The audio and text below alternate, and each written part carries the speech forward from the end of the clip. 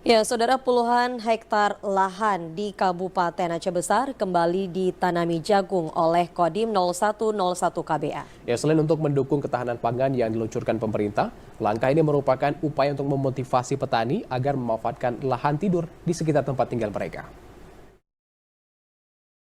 Lahan di Gampung Lambaru Tunong, Kecamatan Lembah Selawa, Aceh merupakan lokasi penanaman jagung yang dipilih sebagai upaya mendukung program ketahanan pangan yang diluncurkan pemerintah. Dilaksanakan pada Rabu kemarin, penanaman berlangsung serentak di sejumlah wilayah di tanah air dan dibuka Wakil Presiden Ma'ruf Amin.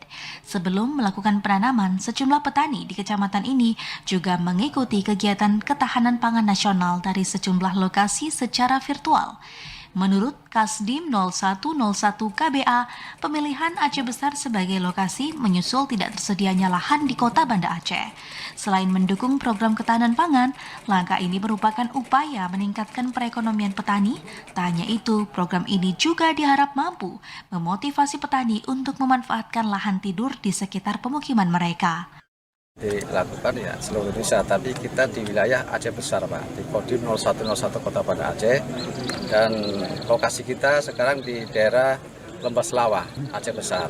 Luas untuk yang kita tanam untuk sekarang itu ada sekitar 26 hektar, jadi untuk wilayah di Aceh Besar.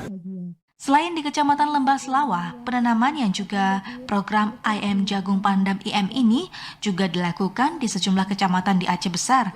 Kegiatan ketahanan pangan nasional yang dipusatkan di Cibitung, Bekasi, Jawa Barat ditandai dengan pelepasan aneka benih ikan oleh Wakil Presiden ke tambak milik petani di kawasan Cibitung. Selain Wakil Presiden, kegiatan turut dihadiri Panglima TNI, Kapolri, dan Menteri Pertanian. Kegiatan ini diharap mampu mencegah Indonesia dari krisis pangan yang kini terjadi di sejumlah negara.